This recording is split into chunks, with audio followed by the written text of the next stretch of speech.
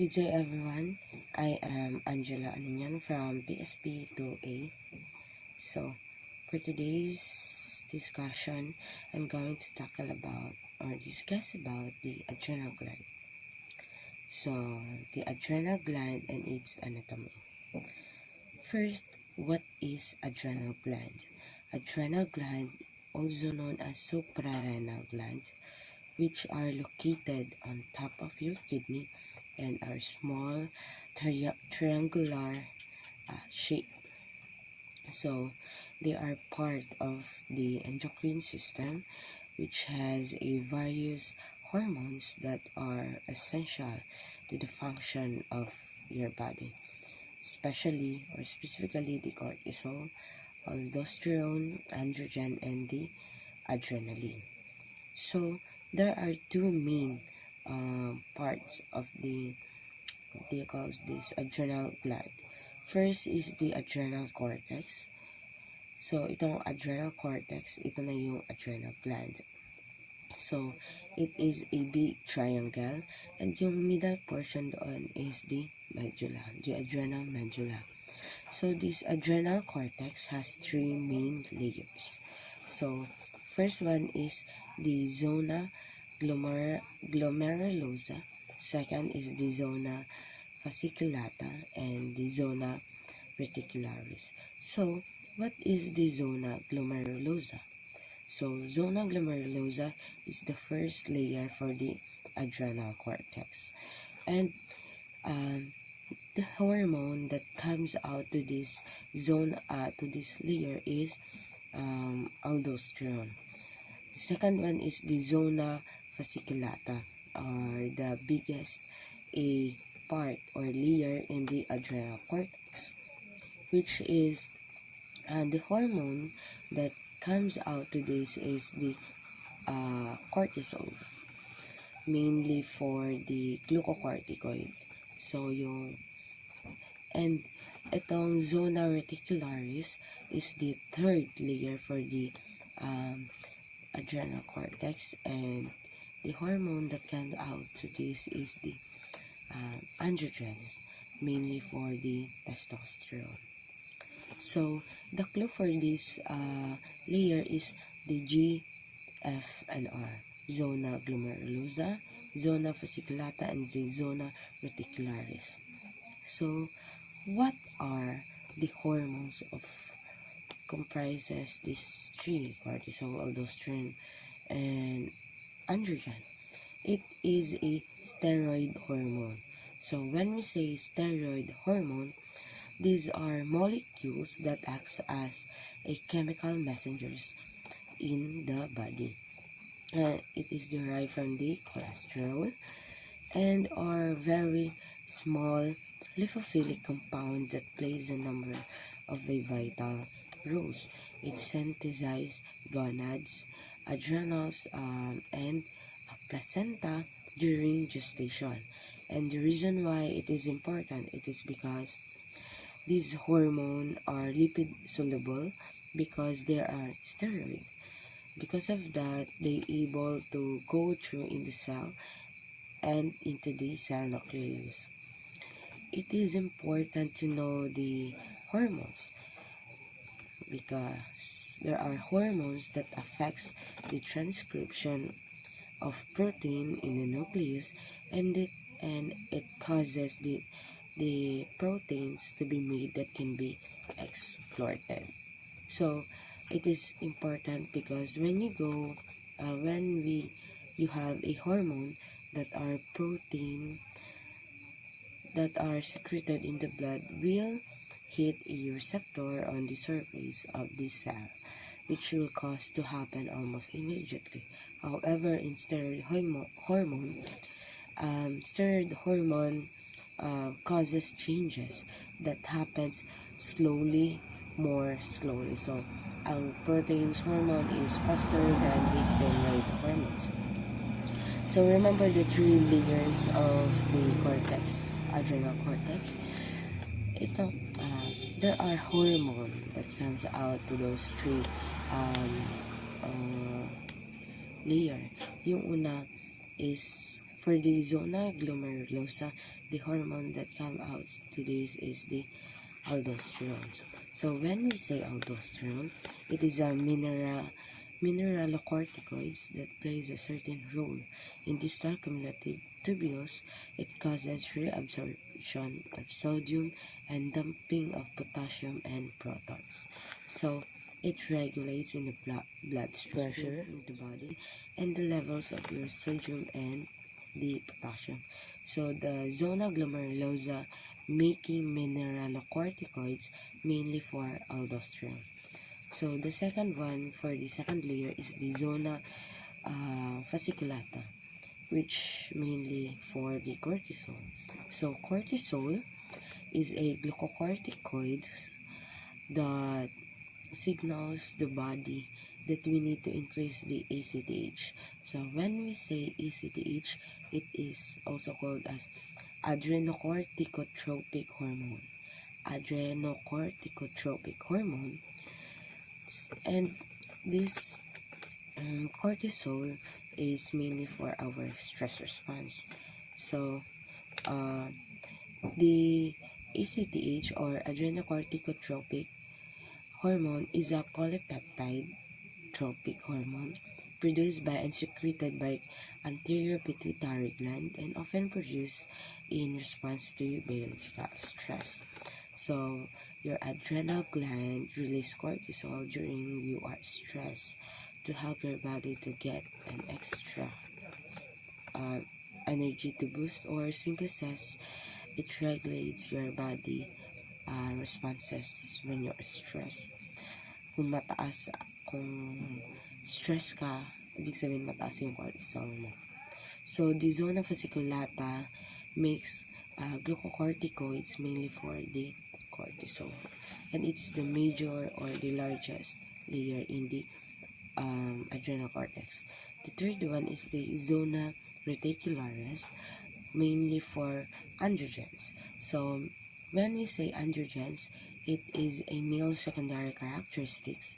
So the androgens are the major one of the hormone of zona reticularis, and it mainly making for the testosterone. So adrenal medulla, yung sa middle portion, yung adrenal cortex, the largest. The middle portion o yung may bilog doon is the medulla. So itong the adrenal medulla, it acts as two function, the adrenaline or the non-adrenaline. So when we say adrenaline, it is a epinephrine or our fight response, and the non-adrenaline is our flight response, which is non-epinephrine. So this adrenaline and non-epinephrine are called as catecholamines na group of hormone.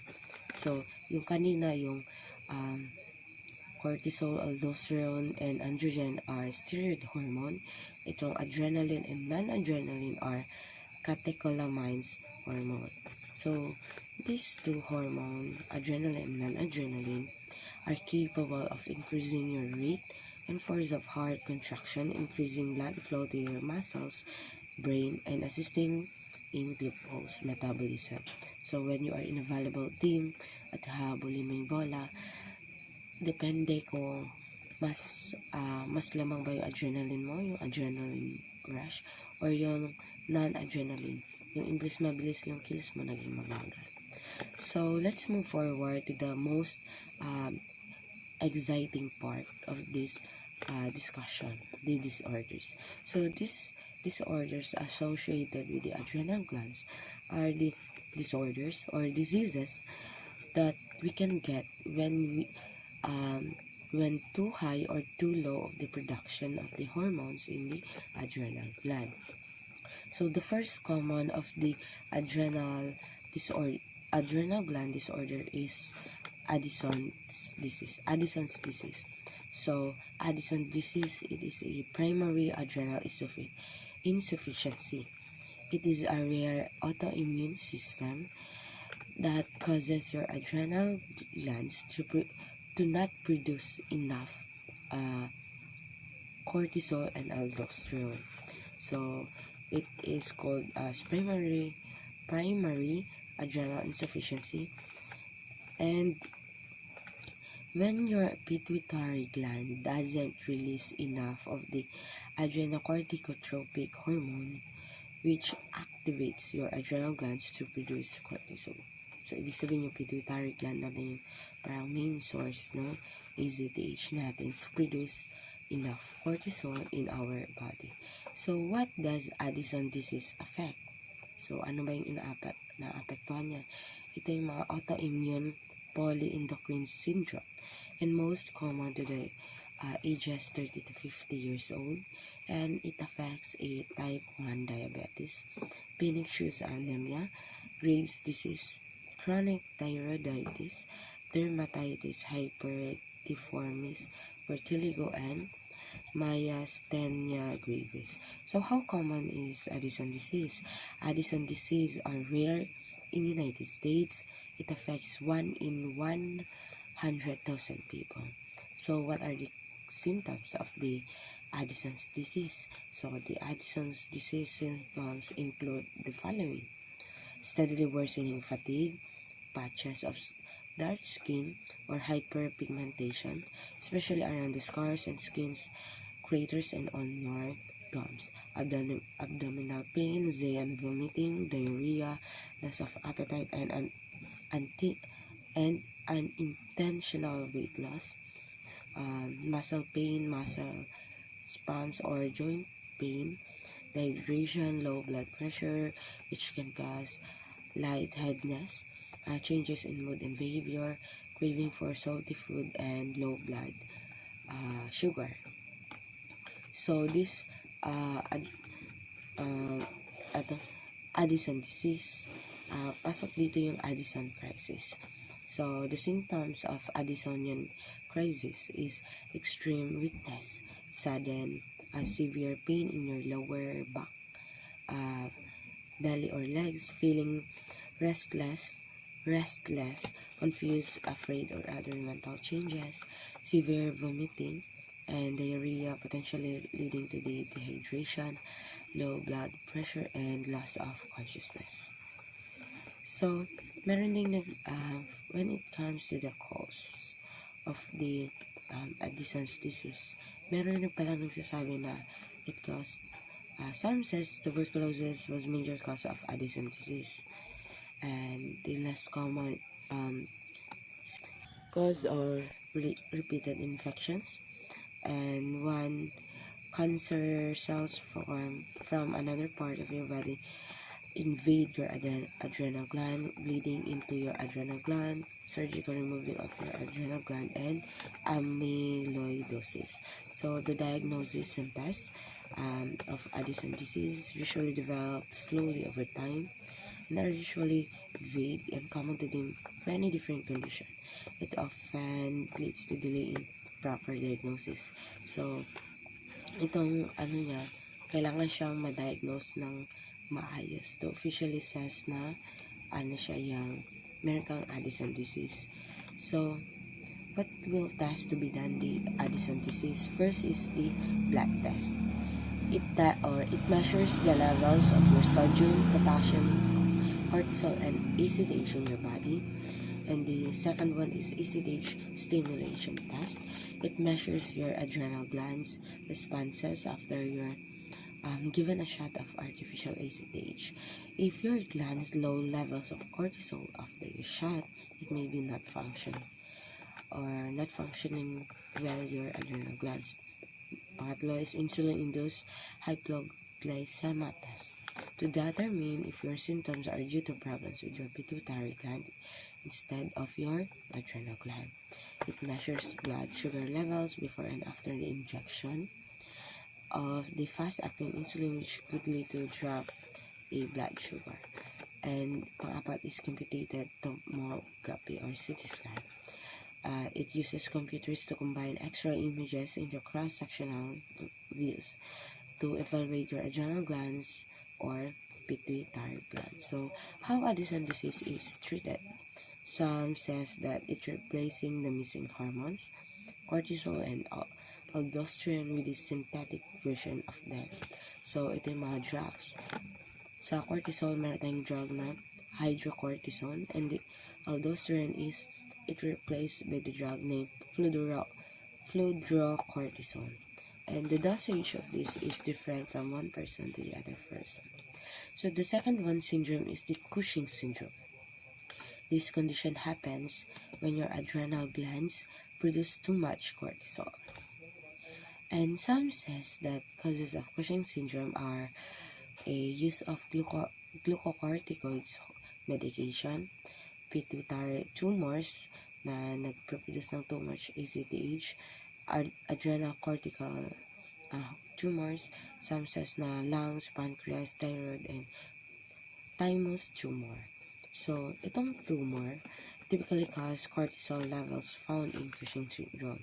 So, kung tumor from within the body, it's called endogenous. Outside is exogenous. So, sino yung mga apektado dito sa Cushing syndrome? It mostly affected the children, teenagers, and adults, mostly from 25 to 50 years old. And it says that 70% it causes women and 30% naman sa men. So, how common is Cushing syndrome? It affects or common to 40 to 70 people out of 1 million each year. So, what are the difference between Cushing's disease and Cushing syndrome? So, Cushing disease is a type of Cushing syndrome. It is a tumor located in the pituitary gland that secretes too much ACTH, causes this disease. So, ano yung ipoprovide ng health workers para matreat itong Cushing syndrome? Pwede ka na lang i-refer sa endocrinologist for evaluation and treatment. So, fatal ba itong Cushing syndrome? Magiging fatal lang siya kapag hindi siya na-treat ng mabuti. And some says hypercortisolism can cause infection, blood clots, depression, heart attack, and etc. And if left untreated, this syndrome can be resulted into death. So what are the symptoms of Cushing syndrome? Cushing syndrome have some unique symptoms that not everyone has the same symptoms. Includes rapid weight gain in the face, abdomen, back of the neck, and chest, a red round face, wounds that heal poorly, high blood pressure, excessive hair growth on the face, neck, chest, abdomen, breast, diabetes. Other signs includes purple stretch mark over the abdomen, easy bruising on the arms and legs, general weakness and tiredness, blurry vision and dizziness, weak muscle and thinner arms and legs, libido changes and erectile dysfunction, and last, stunted growth in children. How long does Cushing syndrome last? It depends on how you respond to the treatment. And how Cushing syndrome diagnosed? Probably, they'll make a question regarding your medical history, performing physical examination, and then conducting laboratory tests. Since Cushing syndrome can sometimes be difficult to diagnose because sometimes the symptoms are also common to the different kinds of diseases. Ano yung test na ginagamit sa Cushing syndrome? One is 24-hour urinary test. It measures your amount of cortisol. Pangalawa, midnight salivary cortisol test. Okay? Ito yung time na from 11 p.m. to 12 a.m. Minimeasure yung level ng cortisol mo. Low dose of dexamethasone suppression test. 1 mg yung gamit dito. Yung isa naman is high dose dexamethasone suppression test. Ito naman yung ginagamit dito na 8 mg. And blood test, measure your ACTH level. And if you are positive to Cushing syndrome, merong mga medication or or often na galing sa causes ng medication or tumor, pero pwede ka nilang i-refer or papiliin kung CT scan or MRI or magnetic resonance imaging, see if there's a tumor in your adrenal gland, bilateral infrared petrosal sinus sampling of BIPs, CT scan test, and how is Cushing syndrome is treated. Pwedeng chemotherapy, medication, radiation, surgery, and yun. So, kapag na-treat ito ng maaga, mas mapapadali siya into 2 to 18 months. So, ang pangatlo naman is meron tayong congenital adrenal hyperplasia. So, this condition you are born with when your body lacks an enzyme that your adrenal glands needs to produce or to make more those hormones. So, some says itong congenital adrenal hyperplasia, ito yung shortage or absence of enzyme called 21-hydroxylase. Okay, ito yung cause niya. Shortage or absence ng enzyme na 21-hydroxylase. So, merong 2 na different types ng congenital adrenal hyperplasia. Una is classic, pangalawa is non-classic.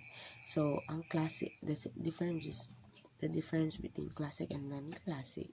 Classic is more serious than non-classic. So, who does congenital adrenal hyperplasia affected? It affects infants, children, and adults. So, how common naman ito? It is common from 1 every 10 to 15,000 people in US and Europe. So, the most exciting part is what are the symptoms of the classic CAH. So, sa classic, meron tayong ambiguous genitalia in infants assigned female at birth, enlarged penis in infants assigned male at birth. Premature signs of puberty includes voice changes, severe acne, etc. Development of male characteristics in those like in bulky muscles, deep voice, etc. Rapid growth, abnormal menstrual period, non-cancerous testicular tumors, infertility. So, sa hormonal imbalances causes by salt wasting include dehydration, low blood sodium levels, low blood pressure, irregular heartbeat, low blood pressure, or glucose vomiting, diarrhea, weight loss, shock. So, ang symptoms naman sa non-classic na CAH is rapid growth, acne, precocious puberty, excess facial or body hair, people in a fog, irregular menstrual period, infertility, male pattern baldness, enlarged penis but small testicles. What causes congenital adrenal hyperplasia? Yun nga sabi ko, shortage niya and absence.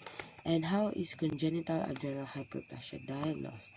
So, merong screening to determine whether the baby has classic, or for non-classic naman is diagnosed siya through physical examination, blood test, urine test, and genetic testing. So, how is congenital adrenal hyperplasia treated? So, treatment for CAH depends on the type and how severe symptoms are. For classic, pwede siyang medication include ng salt supplements, glucocorticoids, mineralocorticoids. It's a daily life medication. Sa non-classic naman is you may need a low dose of glucocorticoids. For babies, seek mental health care. So, yun ang sabi dito.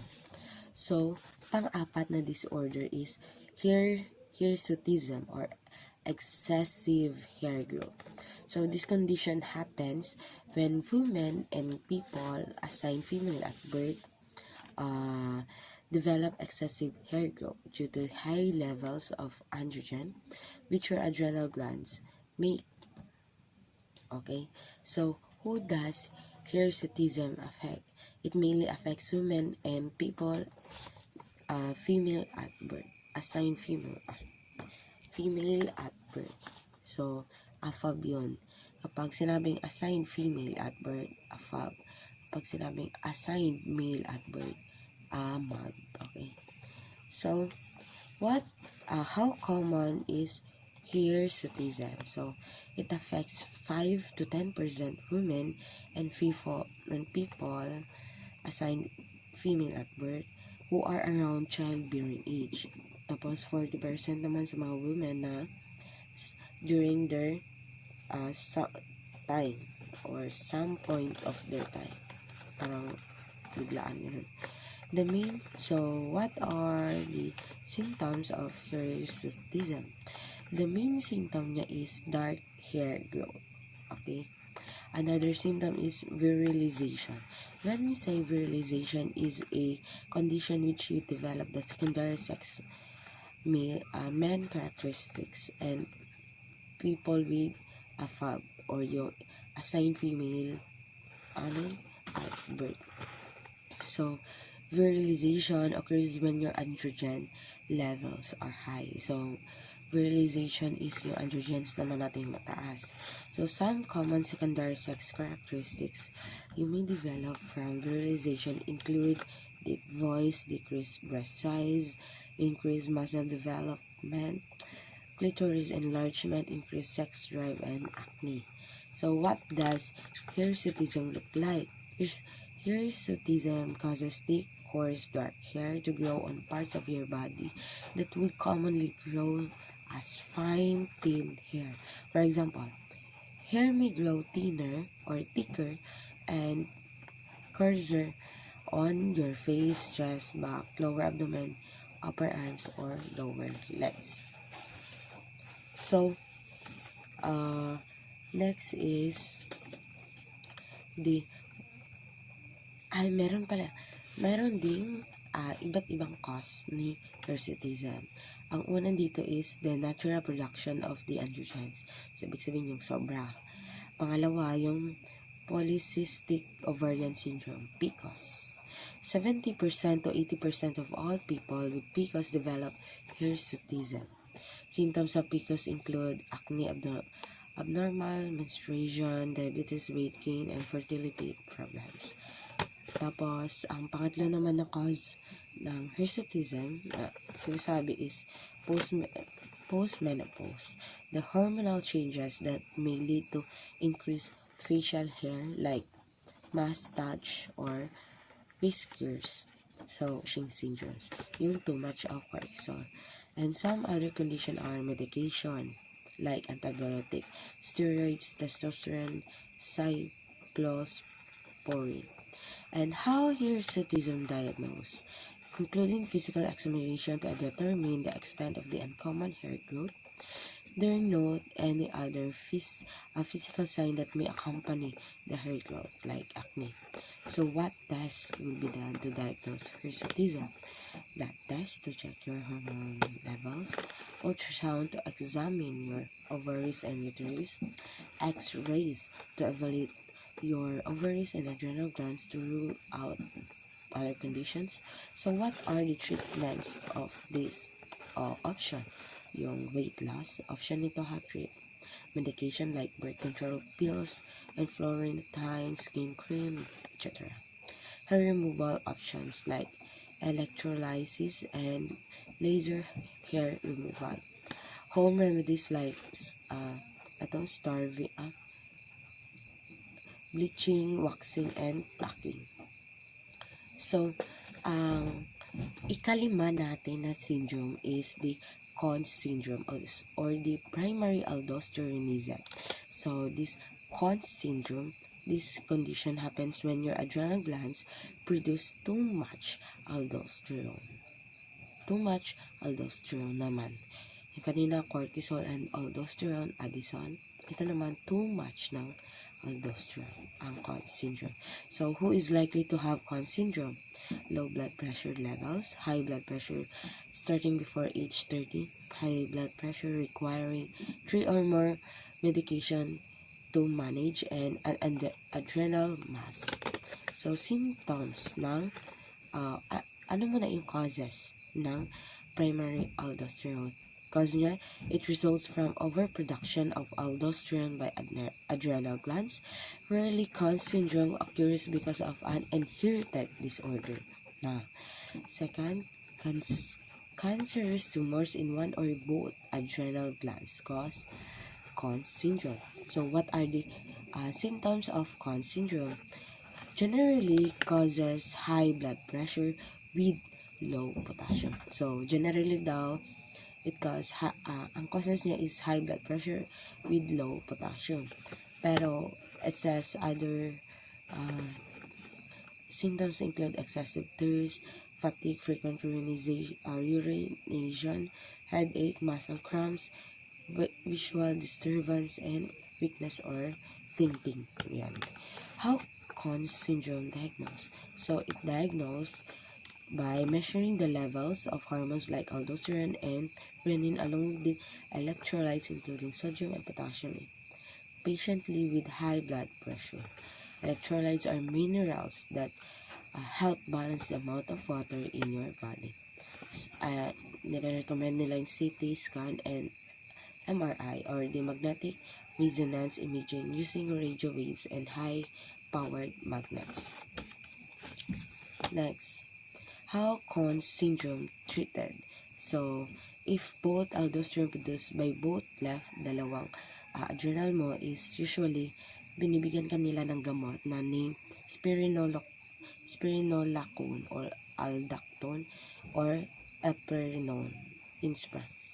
Kung produce naman siya ng isang gland lang, removing gland is alternative.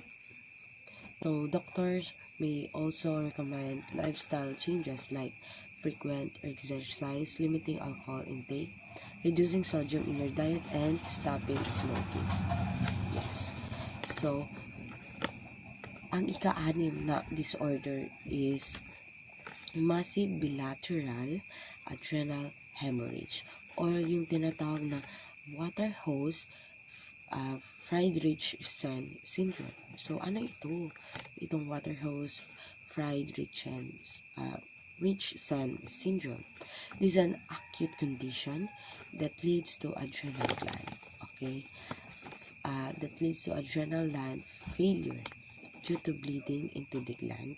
It's usually associated with the severe infection called sepsis. So, what are the symptoms for this? So, the symptoms for the Waterhouse Friedrichsen syndrome is fever, chills, headache, nausea, vomiting, muscle pain usually in your lower back, abdomen or legs, joint pain, loss of consciousness or syncope. As bleeding affects your adrenal glands and other parts of your body, other symptoms may include dissemination, intravascular coagulation or DIC, skin rash, septic shock. So, what clinical symptoms are common with adrenal hemorrhage? Ito yung abdominal pain, pain between hips and lower ribs, malaise, sluggishness, nausea or vomiting, and diarrhea. So, kasali rin dito yung bacterial and viral infection. Ito na yung sepsis. Sepsis is the bacterial and viral infections that are common cause of the WFS. So, Waterhouse Friedrichsen syndrome affects more common in children than adults. So, to diagnose this Waterhouse Friedrichsen syndrome, it may do imaging test, blood test, meningococcus bacteria test, and acute adrenal crisis test, and many more. So, going back to the main topic, the adrenal gland. The adrenal gland is located on top of your kidney. So, these adrenal glands disorders happen when your adrenal gland make too much or too low or not enough of those hormones. So, recap, meron tayong Addison disease, Cushing syndromes, congenital adrenal hyperplasia, excessive hair growth, primary aldosteronism or yung CON syndrome, and the massive bilateral adrenal hemorrhage or yung Waterhouse Friedrichsen syndrome. So, meron tayong mga early signs sa adrenal problem natin. Yung una is yung metabolism, metabolism symptoms tulad ng unexplained weight gain, frequent high and low blood sugar, immune system symptoms like sickness or infection, blood sugar symptoms, yung pagtaas at pagbaba nun, and severe characteristics that affects female and prevescent males like growing hair, budding, developing acne, etc. So what test check the health of my adrenal glands? Paano ba malaman? Or paano ba natin matest? Una, if you're experiencing symptoms of possible adrenal issues, healthcare will order a certain blood and urine test to measure the level of those different adrenal hormones. Yung 5 ay 3. Apat pala. Pang sunod, if results reveal abnormal hormones, they may order imaging tests like yung CT scan and magnetic resonance imaging, MRI. And a healthcare will recommend you to endocrinologist. Yes, i-recommend ka nila doon. Specialist in hormones and diseases of the endocrine system. So, care. If you have any concerning symptoms of adrenal glands problems, reach out to your healthcare provider, doctor, or physician. So, sa madaling sabi, kailangan nating ingatan ang ating adrenal gland because it produce ng cortisol.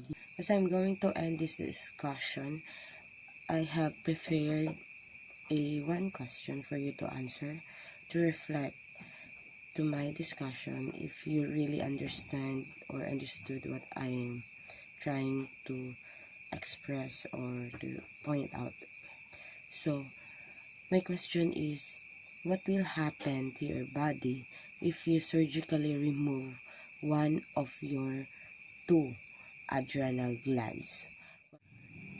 Again, I am Angela Aniñon from BSP 2A, and I'm part of the group Endocrine System.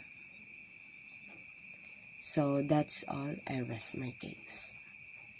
Thank you.